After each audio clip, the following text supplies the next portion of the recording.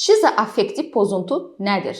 Şizoaffektiv pozuntu xəstəliklərin beynəlxalq təsnifatı və DSM üzrə sırf psixiatrik bir pozuntudur, psixiatrik bir xəstəlikdir. Daha detallı desək, psixotik xəstəliklər qrupuna, psixotik pozuntular qrupuna daxil edilir. Yəni bu xəstəliyin kliniki gedişatı zamanı psixozlar müşahidə olunur. Psixozlar dedikdə, yəni bu zaman birinci halda paranoyalar, yəni şübhələr müşahidə olunur, sayıqlama ideyaları görülür. İkinci halda halüsinasiyalar olur.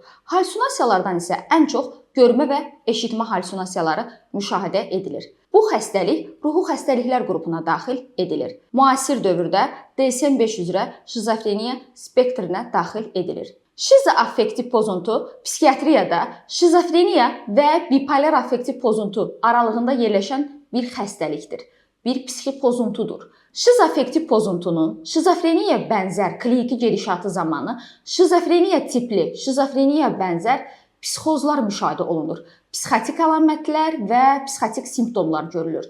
Bunlara paranoyalar, yəni şübhələr və sayıqlama ideyaları və eyni ilə halüsinasiyalar, xüsusilə görmə və eşitmə halüsinasiyaları görülməkdədir. Şizoaffektiv pozuntunun bipolar affektiv pozuntuya məxsus olan əlamətinə isə kliniki gedişatı zamanı affektiv, yəni böyük əhval-ruhiyyə pozuntularının ya klinik gedişatı zamanı depressiyanın ya da ki, kliniki gedişatı zamanı maniyanın müşahidə edilməsidir. Yəni burada böyük əhval-ruhiyyə pozuntusu dedikdə, yəni siklotimiyadan fərqli olaraq burada major depressiv epizod və maniya müşahidə olunur. Siklotimiyada isə yüngül depressiv epizod və yüngül maniya, yəni hipomaniya dalğalanmaları müşahidə edilir. 2 ilin üzərində davam edir və bu xroniki affektiv dalğalanmalar hesab edilir. Şizoaffektiv pozuntunun şizofreniyadan fərqlənən digər əlaməti isə şizofreniyada klinik gedişatı zamanı əsasən psixoz müşahidə edilir. Affektiv, yəni əhval-ruhiyyə pozuntuları çox nadirən müşahidə edilir. Lakin şizoaffektiv pozuntu zamanı affektiv, yəni əhval-ruhiyyə dalğalanmaları psixotik əlamətlərlə birlikdə müşahidə olunur. Bipolar affektiv pozuntudan şizoaffektiv pozuntunun digər fərqi isə bipolar affektiv pozuntu zamanı müşahidə olunan psixozlar yalnız xəstəliyin maniya və depressiya epizodu zamanı görülür. Lakin şizoaffektiv pozuntu zamanı psixoz tək halda maniya və depressiya olmadan belə müşahidə edilə bilər. Şizoaffektiv pozuntu psixiatrik bir xəstəlikdir və diaqnozu həkim psixiatr tərəfindən təyin edilir. Şizoaffektiv pozuntunun əsas diaqnostik meyarı, əsas diaqnostik kriteriyası və digər psixiatrik xəstəliklərdən əsas fərqi ondan ibarətdir ki, şizoaffektiv pozuntunun kliniki gedişatı zamanı psixoz halı, yəni psixotik simptomlar, psixotik əlamətlər, yəni sayıqlama ideyaları, paranoyalar və şübhələr, affektiv pozuntu, yəni böyük əhval-ruhiyyə pozuntusu, depressiya və maniya olmadan belə baş verə bilər. Xüsusilə də ki, psixoz halı affektiv pozuntular başlamazdan ən azı 2 həftə müddətində sərbəst şəkildə davam etmiş olur. Bəzi hallarda isə psixozla affektiv pozuntular, yəni əhval-ruhiyyə pozuntuları birlikdə başladıqda affektiv pozuntular, yəni depressiya və ya da maniya bitdikdən sonra belə ən azı 2 həftə müddətində psixotik əlamətlər, psixotik simptomlar, yəni psixoz əlamətləri davam etmiş olur. Bu halda artıq şizoaffektiv pozuntu diaqnozu təyin edə bilirik. Şizoaffektiv pozuntu diaqnozu biz həkim psixiatra müraciət edənə qədər digər diaqnozlar adı altında müalicə olunmuş olur. Yəni şizoaffektiv pozuntu 4-5 ilə qədər xəstəliyin kliniki gedişatı zamanı klinik əlamətlər qabarıq şəkildə müşahidə olunur və şizoaffektiv pozuntu diaqnozu təyin etmək olur. Lakin artıq şizoaffektiv pozuntunun klinik gedişatı 4-5 ili keçibsə, bu zaman xəstəlik əlamətləri xronikləşdikcə, dərinləşdikcə, xəstəliyin klinik əlamətləri tez-tez proqressivləşdikcə, residivləşdikcə artıq klassik formada şizofreniyanın tipik əlamətlərini özündə göstərir və bu halda artıq şizofreniya diaqnozu təyin edilir. Bu da xüsusilə də ki, 10 il üzərində davam edən şizoaffektiv pozuntuya aid edilir. Şizoaffektiv pozuntunun 2 əsas böyük klinik əlamətləri vardır. Birinci əlamətlərə şizofreniya tipli, şizofreniyaya bənzər olan psixozlar, yəni psixotik əlamətlər, psixotik simptomlar daxil edilir. İkinci qrupa isə bipolar affektiv pozuntuya məxsus olan affektiv epizodlar, yəni əhval-ruhiyyə pozuntuları, xüsusən böyük əhval-ruhiyyə pozuntuları, depressiya, major depressiya xüsusilə və maniya müşahidə edilməkdədir. Şizoaffektiv pozuntunun kliniki gedişatı zamanı birinci psixozlar, psixotik simptomlar, psixotik əlamətlərə nəzər yetirək. Psixozlar dedikdə psixotik əlamətlər, psixotik simptomlar psixiatriyada iki böyük qrupa bölünür. Birincisi produktiv, pozitiv, müsbət simptomlar deyilir. İkincisi defisitar, negativ, mənfi simptomlar deyilir. İlk növbədə gəlin birinci produktiv, pozitiv, müsbət simptomlara toxunaq. Produktiv, pozitiv, müsbət simptomlar normada insanlarda müşahidə edilməyən, yalnız patologiya halları zamanı görülən bir psixotik simptomlardır. Bu simptomlar artım və əlavə simptomatika ilə müşahidə edilir. Pozitiv, produktiv, müsbət simptomlara daxil edilir. Birinci, paranoyalar. Biz buna şübhələr deyirik və ya da sayıqlama ideyaları. Şəxsdə təsir sayıqlamaları, təqib sayıqlamaları, təhlükə sayıqlamaları, qısqanclıq sayıqlamaları və özünü böyütmə sayıqlamaları müşahidə edilir. Şəxs şübhələnir. Məni güdürlər, məni izləyirlər, məni təqib edirlər. Mənə nəsə hiylə quracaqlar, məni tələyə salacaqlar. Mən buradan çıxacağam və mənim arxamca maşın gələcəkdir. Polis məni izləyir, MTN məni güdür, əlimi qolumu bağlayıb aparacaqlar. Və yaxud da ki, çöldə, bayırda 2 nəfər söhbət edir, qonşu qohum söhbət edir, pıçıldaşır. Ona elə gəlir ki, həmin şəxslər onun barəsində danışır, ona hiylə qururlar və yaxud da ki, evdə valideyni, bacısı, yoldaşı yemək bişirərkən onun yeməyinə zəhər qatdıqlarını, onu öldürmək istədiklərini, zəhərləyəcəkləri deyə düşüncələr, fikirlər yaranır. Və nəticə etibarilə şəxs qidadan imtina edir, yemək yeməməyə başlayır və bunun fonunda qısa müddət ərzində bədən kütlə indeksi aşağı düşür, çəkisi azalır, şəxs sürətlə arıqlamağa başlayır. Gələcək etaplarda kaxeksiya, anoreksiya halları müşahidə edilməyə başlayır. Və yaxud da ki, ona elə gəlir ki, televizorda hər hansısa bir mövzu müzakirə olunarkən həmin şəxslər onun barəsində danışır, ona yönəlik hər hansısa bir işarətlər verirlər. Digər bir məsələ kimi, şəxsə elə gəlir ki, kosmosdan və yad planetdən ona müxtəlif şüalar vasitəsilə təsir göstərirlər, onun davranışlarını, fikirlərini və düşüncələrini idarə edirlər. Və yaxud da ki, telefon stolun üzərindədir, hər hansısa bir yerə qonaq gedibdir, ona elə gəlir ki, telefon vasitəsilə onun səsini yazırlar, onun barəsində olan vacib məlumatlar və yaxud da ki, xüsusi məlumatlar kimlərsə ötürülmüş olur.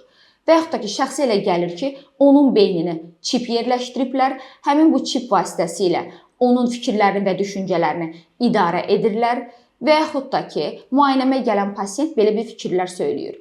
Resept yazıldıqdan sonra mührə baxır, mührün düşdüyü yerdə orada göstərən işarətlərin onunla bağlı olaraq hər hansısa bir yönəlik düşüncələr olduğunu və yaxud da ki, yad planetdən, kosmosdan, digər bir aləmdən ona işarətlər verildiyi barədə beyninə düşüncələr gəlməyə başlayır. Həmçinin şəxsdə özünü böyütmə sayıqlamaları olur. Şəxs özünün xüsusi gücə malik olduğunu, əllərinin şəfalı olduğunu, hər hansısa bir ağır xəstəliklərin müalicəsində iştirak edə biləcəyi deyə düşüncələr yaranmağa başlayır. Digər bir tərəfdən şəxsdə Allaha bağlı, dinə bağlı olaraq xüsusi sayıqlama ideyaları yaranır. Şəxs özünün, əgər bu müsəlmandırsa, xüsusilə də ki, sosial, dini inanclara uyğun olaraq özünün Mehdi olduğunu düşünür. Əgər bu xristiandırsa, İsa olduğunu düşünür və onun xüsusi dini insanlarla, Allahla, Peyğəmbərlə əlaqədə olaraq hər hansısa bir vacib dini inancların olduğunu düşüncələri yaranmağa başlayır. Eyni zamanda şəxs namaz qılmır, oruç tutmur, hər hansısa bir dini inancları yoxdur. Birdən-birə qəfildən hicaba keçir, başını bağlayır, ibadət etməyə başlayır. Həmçinin şəxsdə yüksək vəzifəli şəxslərlə əlaqədə olduğunu, hər hansısa bir mühüm və vacib proseslərin icra olunmasında iştirak edəcəyi düşüncələri, fikirləri, sayıqlama ideyaları beyninə gəlməyə başlayır. Bununla yanaşı olaraq şəxsdə qısqanclıq sayıqlamaları yaranır.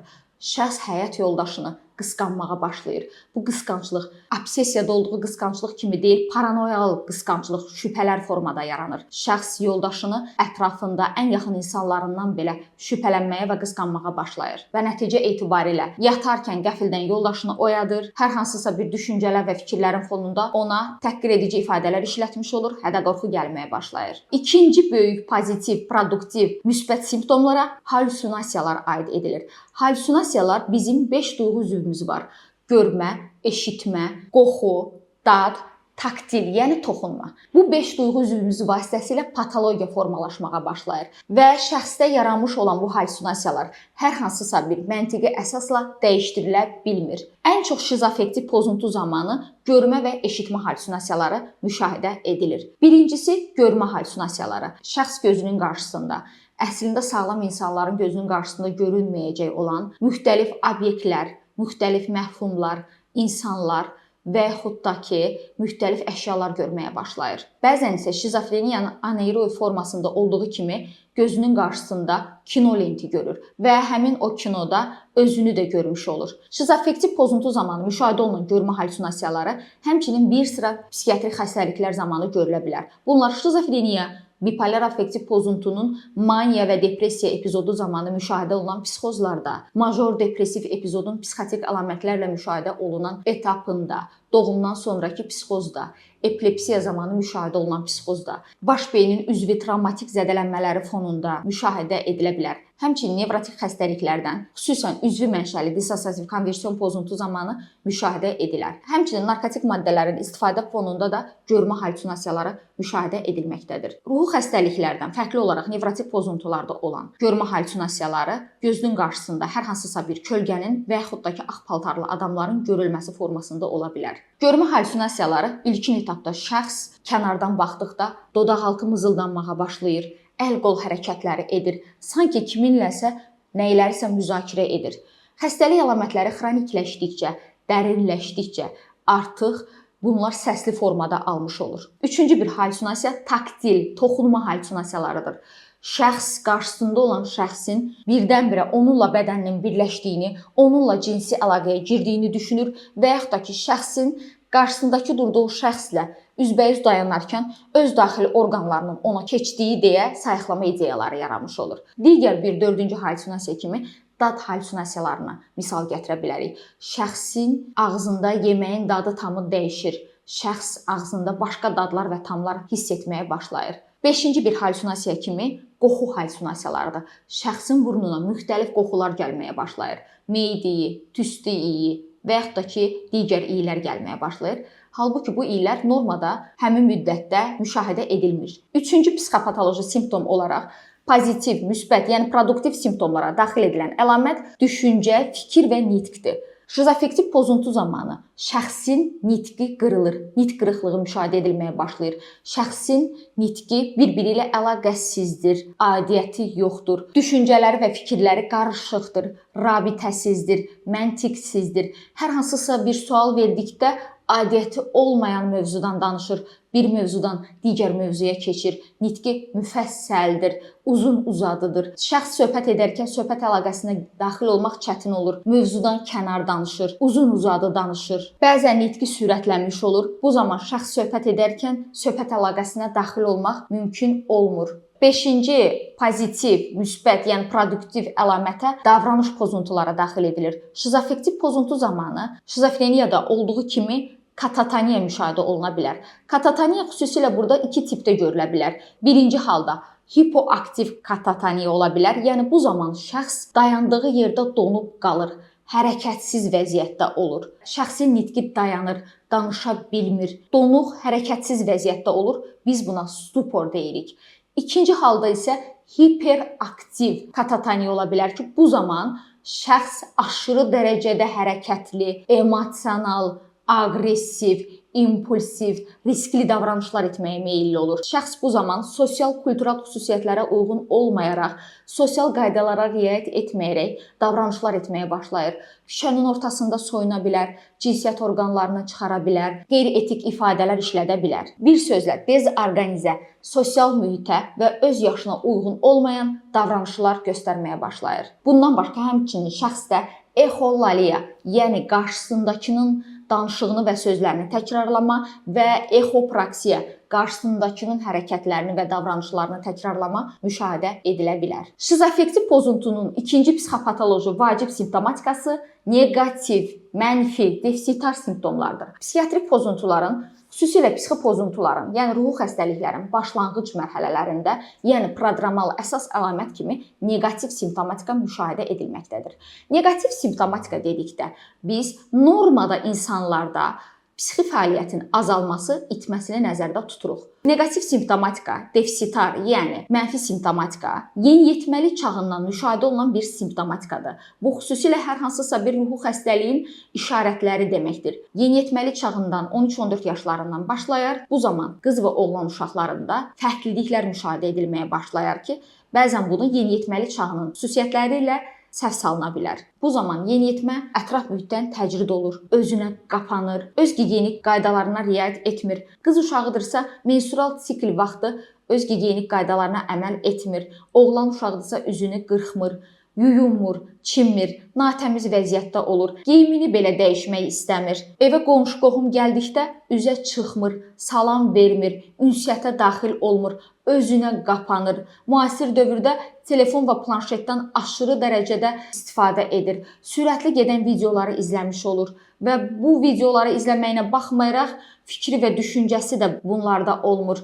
Daim olaraq bitkin, yorğun, üzgün vəziyyətdə olur və yaxud da aşırı dərəcədə aqressiv, impulsiv olur. Bu klinik əlamətlər müəyyən bir etapda irəlilədikcə artıq neqativ simptomatika dərinləşmiş olur. Neqativ, defitsitar, mənfi simptomatikanın əsas klinik əlamətləri kimi şəxs emosional küt vəziyyətdə olur, sönük, bitkin, əzgin, üzgün vəziyyətdə olur. Şəxs asosial olur, autistik olur, kənar insanlarla söz ünsiyyətinə girmir, danışmır. Digər bir halda əhval-ruhiyyəsi aşağı düşür. Maraq və zövq dairəsi enir. Biz buna anhedoniya deyirik.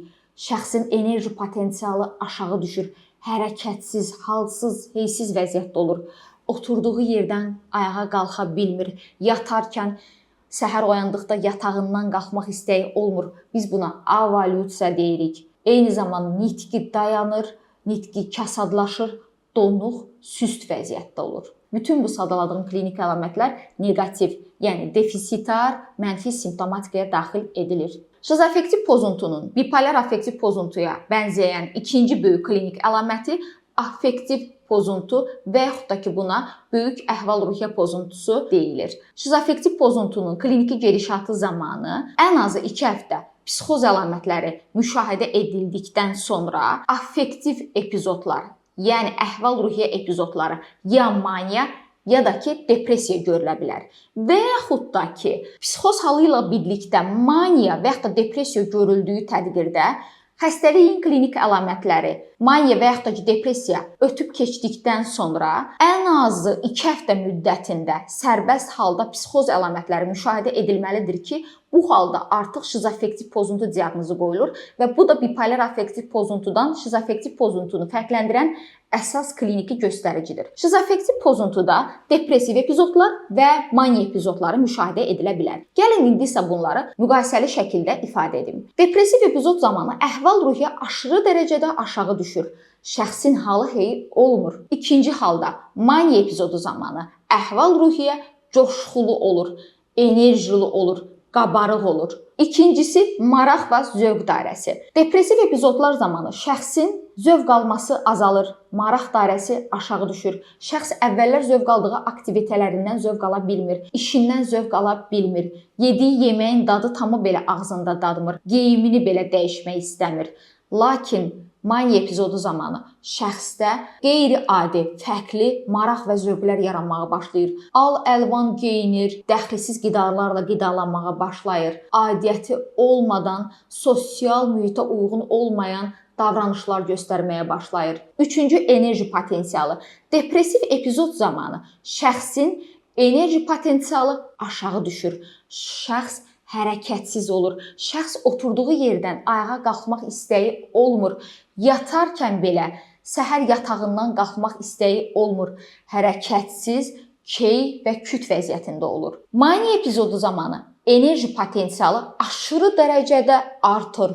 Şəxs enerjili, coşqulu olur. Şəxs impulsiv, aqressiv, emosional hərəkətlər etməyə meylli olur. Riskli davranışlar edir. Sürətli maşın sürməyə başlayır. Qəzalar törətməyə başlayır və yaxud da ki, heç vaxt etmədiyi davranışlar edir. Zəng edib qonşudan, qohumdan borc istəyir. Bankdan küllü miqdarda kredit almağa çalışır. Dördüncü əsas klinik əlamət diqqət, düşüncə, fikirlər və yaddaş pozuntusudur. Depressiv epizod zamanı şəxs diqqətini işinə konsentrasiya etməkdə, diqqətini işinə yönləndirməkdə çətinlik çəkir. Diqqətinin sürdürülməsində, diqqətinin davam etdirilməsində çətinlik çəkir. Diqqət dağınıqlığı, diqqət defisiti, diqqət çatışmazlığı formalaşır. Anlaması, qavraması, yadda saxlama problemləri yaranır. Nitqi zəifləyir, yavaşıyır, danışmağa halı-heyi belə olmur. Unutqanlıq yaranır. Bu unutqanlıq baş beyin üzvü xəstəliklərində olan unutqanlıq kimi deyil, sadəcə olaraq depressiv epizod zamanı fikirlərini ifadə etməkdə, düşünməkdə çətinlik çəkməsi ilə bağlıdır. Maniya epizodu zamanı isə diqqət, düşüncə, fikirlər, yaddaş sürətlənir. Lakin onların davam etdirilməsi çətinləşir. Şəxsin nitqi sürətli olur. Şəxs o qədər sürətli danışır ki, şəxs danışarkən söhbət əlaqəsinə daxil olmaq olmur. Onun sözünü bölmək olmur. Şəxs aidiyyəti olmayan, məntiqsiz, uyğunsuz cümlələr qurmağa başlayır. Bir fikirdən digər fikrə keçmiş olur.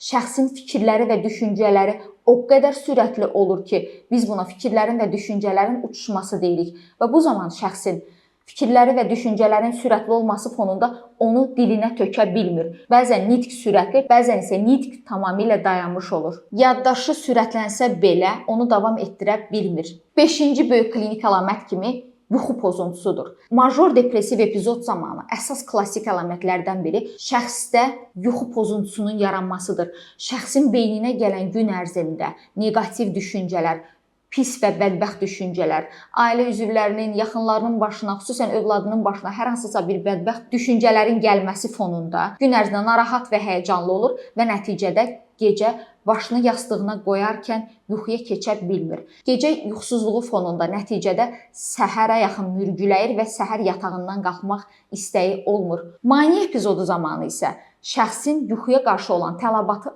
azalır. Şəxs az yuxu yatır. Az yuxu yatmasına baxmayaraq gün ərzində aşırı dərəcədə hərəkətli olur, enerji olur. Lakin bu enerji və hərəkət bir müddət davam etdikdən sonra sönərək, azalaraq kəsilir və maniya epizodu depressiyaya keçə bilir. Şəxs hərəkətsiz vəziyyətə keçə bilir. 6-cı əsas kliniki göstərici qidalanmadır. Depressiv epizod zamanı şəxsin qidalanması pozulur. Şəxsin iştahsı zəifləyir. Şəxsin əvvəllər xoşlayaraq yediyi yeməklərin, qidaların dadı tamı belə əvvəlki kimi ağzında dadmır. Nəticə etibarilə şəxs qidadan imtina edir və yaxud da ki, depressiv epizodla yanaşı sayıqlama ideyaları görülərsə, şəxsin onun yeməyinə zəhər qatdıqlarını, onu öldürəcəkləri deyə düşüncələr yaranarsa, şəxs bu şübhələr fonunda qidadan imtina edir. Nəticədə qidalanmır, bədən kütlə indeksi aşağı düşür. Çəkisi azalır. Bir müddətdən sonra şəxsdə kaxeksiya, anoreksiya formalaşmağa başlayır. Şəxsin skeleti və sümükləri vizual olaraq görünməyə başlayır. Maniya epizodu zamanı qidalanma aşırı dərəcədə artır. Şəxs bir-birinə aidiyyəti olmayan qidalarla qidalanmağa başlayır. Aşırı dərəcədə qidalanmağa başlayır.